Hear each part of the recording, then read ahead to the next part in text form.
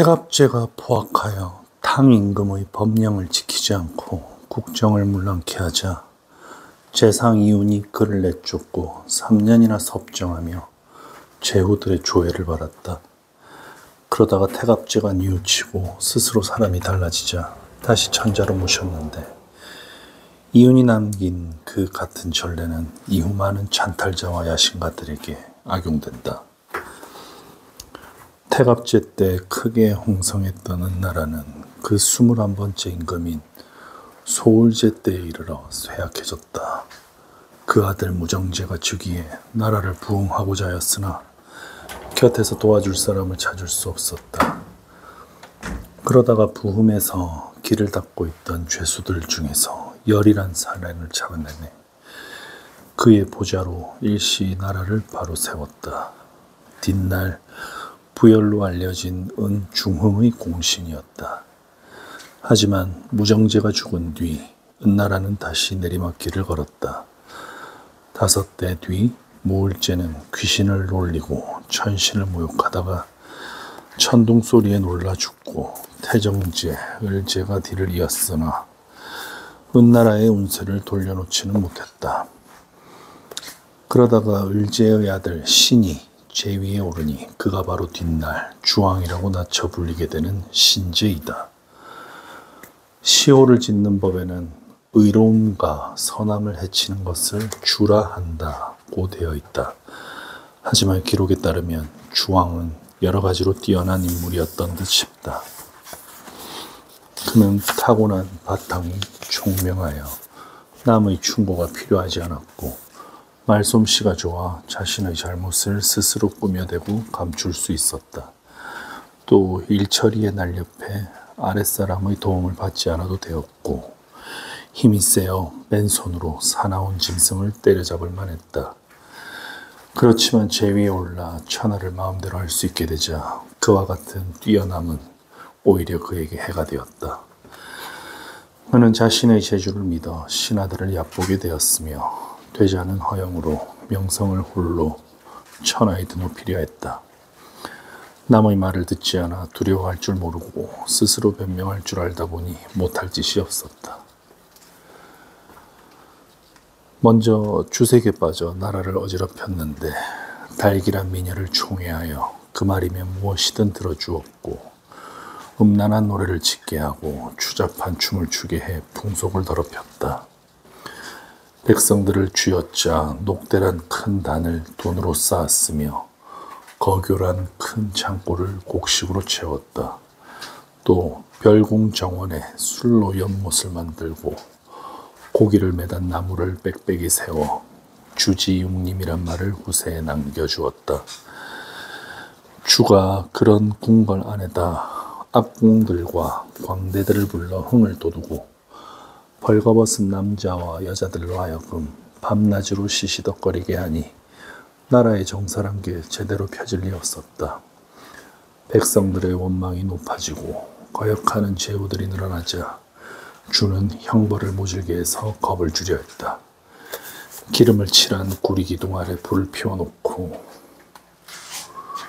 죄수로 하여금 그 기둥 위로 걷게 해 떨어지면 다 죽게 하던 포락이란 형벌이란 죄인의 살을 한 점 한 점 발라 죽이던 과라는 형벌이 나온 게 그때였다고 한다. 그때 은나라의 삼공은 뒷날 서백이 된 주후창과 구후, 아쿠였다. 구후가 아름다운 딸을 주왕에게 바쳤으나 그 딸은 주왕의 음탕함을 싫어했다. 성난 주왕은 그녀를 죽이고 아비인 구후까지 죽인 다음 포를 떠 소금에 절였다. 말리다 못한 아쿠가 성난 소리로 꾸짖자 주왕은 그도 죽여 포를 떴다. 두 사람이 참혹하게 죽은 일을 들은 주후창은 탄식해 마지 않았는데 그걸 다시 누가 주왕에게 일러 바쳤다. 주왕은 화를 내며 주후마저 잡아다가 유리란 곳에 가두어 버렸다. 그러나 주후창의 슬기로운 신하들이 주왕에게 미녀와 좋은 말, 값진 구슬 따위를 바치고 저희 주군을 구해냈다. 풀려난 주후창은 다시 낙수 서쪽의 땅을 주왕에게 바쳐 서방 제후의 우두머리란 뜻의 서백이란 칭호까지 받았다. 몸을 굽히고 재물을 바쳐 주왕의 믿음을 산 서백창이 드러나지 않게 덕을 베풀고 힘을 길러가는 동안에도 주왕은 실정을 거듭했다. 아첨자라고 재회 속 채우기에만 바쁜 비중이란 간신을 등용하여 백성들의 원망을 사고 다른 사람을 헐뜯기 잘하는 오래만 믿고 총애해 다른 제후들과 멀어졌다. 상용이란 어진이가 있었으나 써주지 않았고 왕자 비간이 간절한 충언을 올렸지만 들어주지 않았다. 서백이 세상을 떠나고 무왕이 왕위에 오르자 민심은 한층 주로 쏠렸다. 무왕이 동쪽을 정벌하여 맹진에 이르렀을 때 부르지도 않은 제후들이 800명이나 몰려와 주왕을 치라고 권했다. 무왕이 고개를 가로저으며 말했다. 그대들은 1000명을 모르고 있소. 아직은 때가 아니오.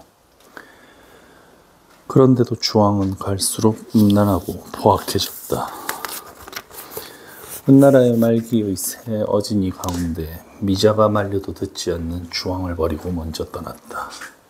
그러나 비간은 남아 주왕을 거듭 말리다가 마침내 그 분노를 샀다.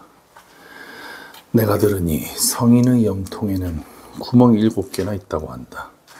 네가 홀로 어진 척 떠드는데 어디 네 염통에도 구멍이 7개가 있는가 보자. 그러고는 비간을 죽여 염통을 꺼내보았다.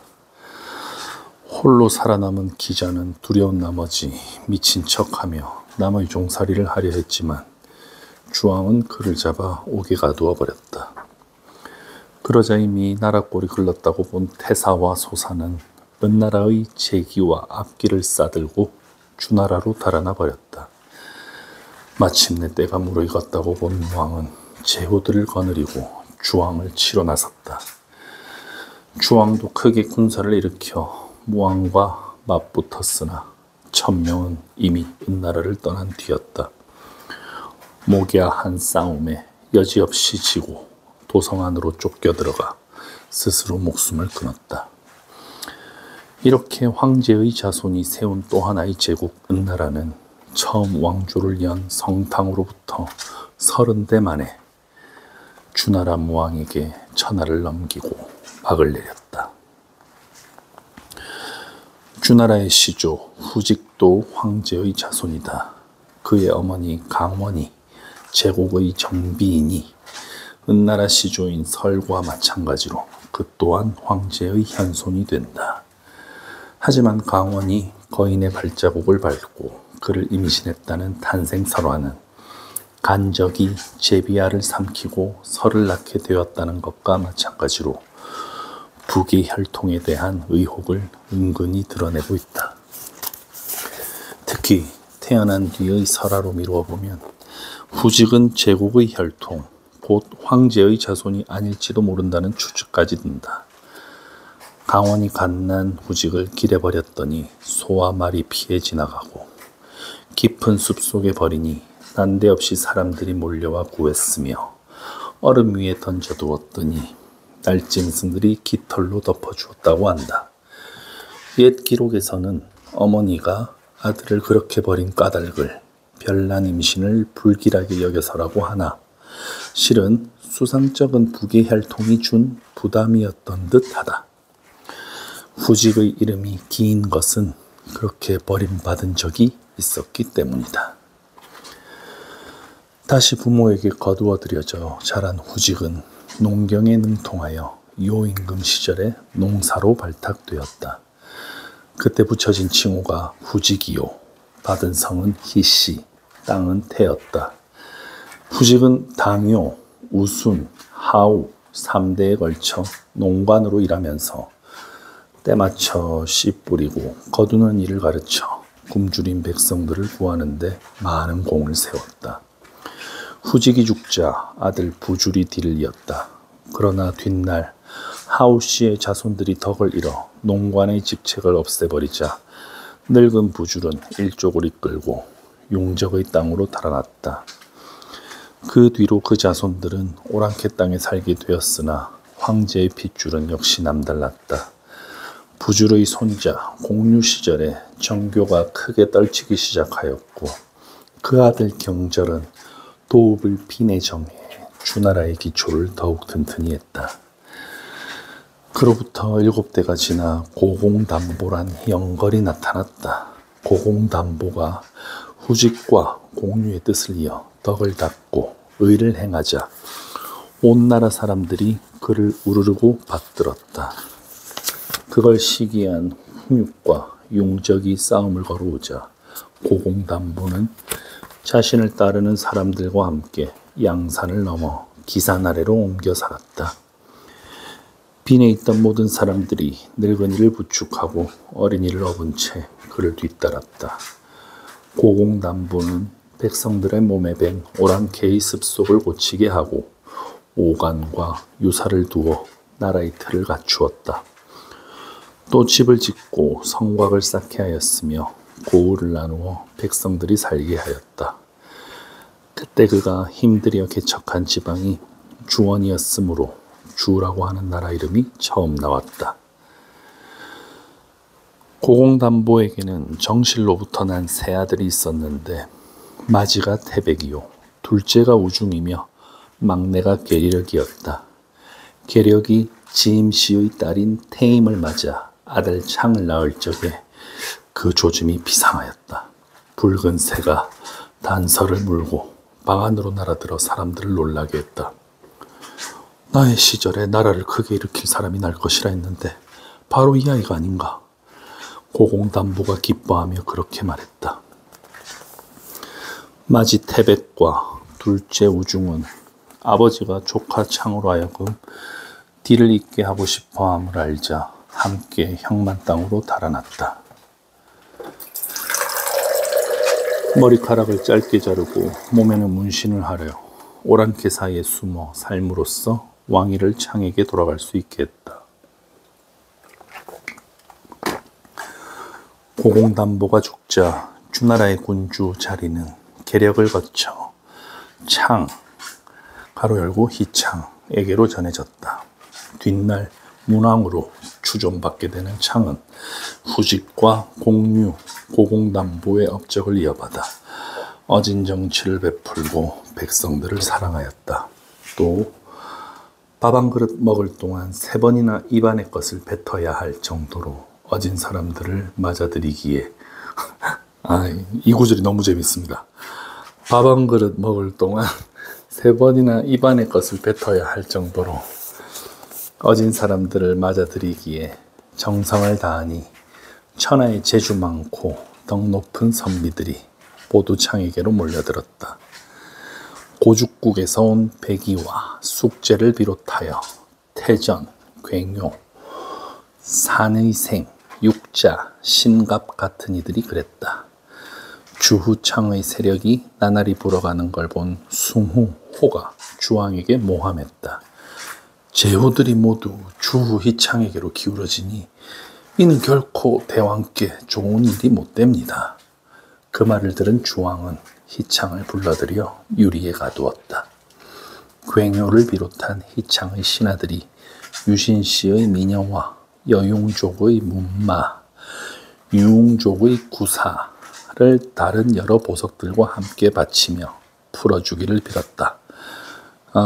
여기서 여용족의 문마는 아름다운 준마를 말하고 유웅족의 구사는 9대의 수레를 끌 수 있는 36마리의 말이라고 합니다. 다시 읽겠습니다. 미녀만으로도 희창을 놓아주기에 넉넉한데 더하여 이렇게 많은 걸 바치다니 주왕이 기뻐 그렇게 말하며 희창을 놓아주었다. 뿐만 아니라 풀려난 뒤에는 땅까지 떼어 바치는 그를 서백으로 높여 주변 제후국들을 정벌할 수 있는 권한까지 주었다. 그 뒤 서백은 한편으로는 덕을 베풀고 한편으로는 힘으로 주변을 아우르며 더욱 세력을 키워나갔다. 풍업을 세워 기산 아래에서 그리로 옮겨 앉았고 할아버지 고공담보를 태왕으로 아버지인 계력을 왕계로 높여 부르게 했다. 서백이 50해를 다스리다 죽자 그 아들 발이 대를 이으니 그가 무왕이다. 무왕은 강상을 군사로 삼고 아우 주공, 소공, 필공 등을 써서 아버지 문왕의 위협을 더욱 크게 떨쳐나갔다. 그 중에서도 강상은 봉함받은 땅을 성으로 써서 여상이라고도 하고 또 달리는 태공망이라 불리기도 하는 이로 서백이 위수가에서 얻은 인재였다. 특히 군사를 부리는 데 뛰어났는데 무왕은 그를 스승으로 모시고 아버지처럼 받들어 사상보라 불렀다. 때가 무르익기를 기다리던 무왕이 군사를 일으켜 주왕을 친 것은 왕위에 오른 지 11해 되던 해였다. 그 해 2월 갑자일 동틀 무렵 싸움술에 300대와 용사 3,000명, 갑사 45,000명을 이끌고 목야의 들판에 이른 무왕은 군사들과 모여든 제후들에게 외쳤다. 옛말에 암탉은 새벽에 울지 않으니 암탉이 새벽에 울면 집이 망한다고 하였소.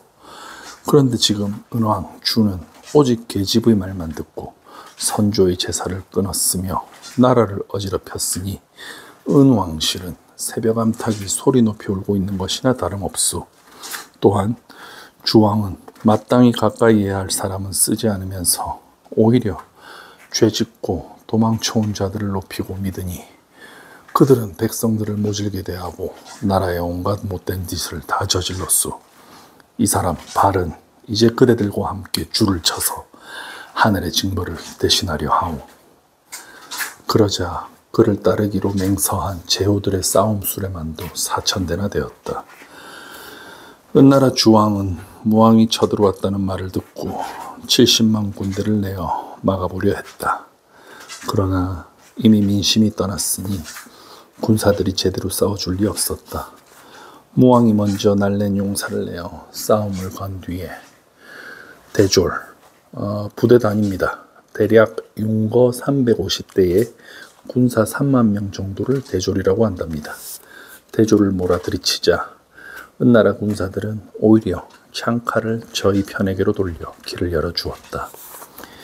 이에 일이 글렀음을 안 주왕은 성 안으로 도망쳐 들어갔다가 보석이 박힌 옷을 뒤집어 쓰고 스스로 불 속에 뛰어들어 죽었다. 달기와 다른 애첩들도 모두 스스로 목을 메어 죽었다. 뒤따라 성 안으로 들어온 무왕은 그들의 시체를 목베어 크고 작은 기에 달게 했다. 그리고 성대한 제사를 올려 은나라를 대신해 천하의 주인이 되었음을 하늘에 고하였다. 무왕은 먼저 주왕의 학정과 악행을 모두 바로잡고 다시 태공망과 주광을 비롯한 여러 공신과 형제들을 제후로 봉해 천하를 안정케 했다. 화산 남쪽에는 싸움말을 놓아 기르고 도림 들판에는 소를 놓아 기르게 하였으며 무기를 거두어 들이고 군사를 흩어 다시는 무기와 군사를 쓰는 일이 없을 것임을 널리 알렸다.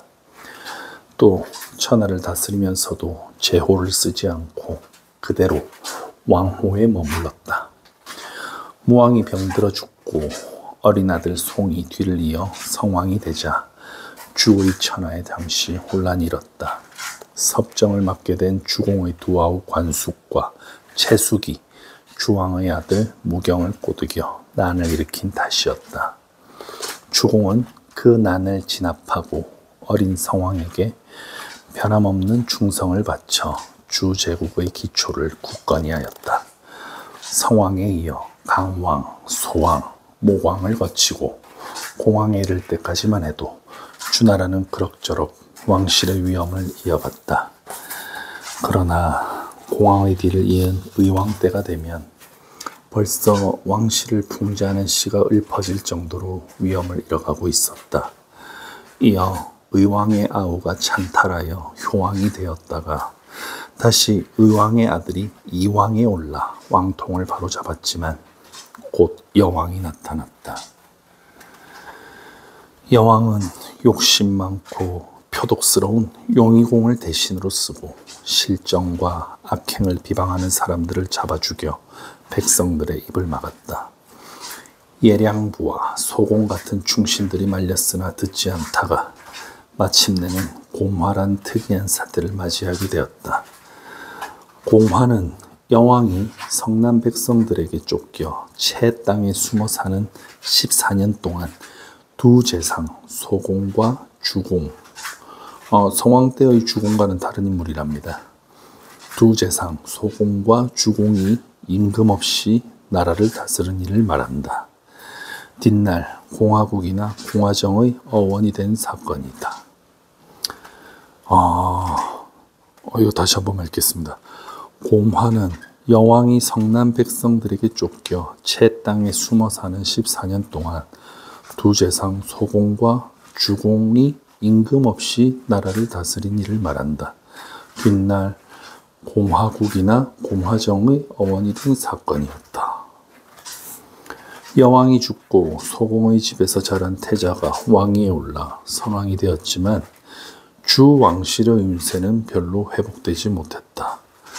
선왕은 내치에 어두울 뿐만 아니라 외정에도 서툴러 오랑캐인 강과 싸우다가 크게 졌다.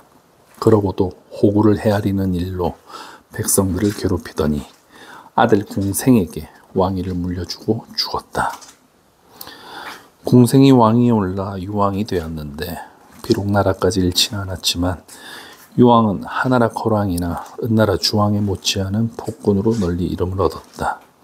지진이 일고 강물이 말라도 삼갈 줄 모르고 객석보란 관신을 무겁게 서서 백성들을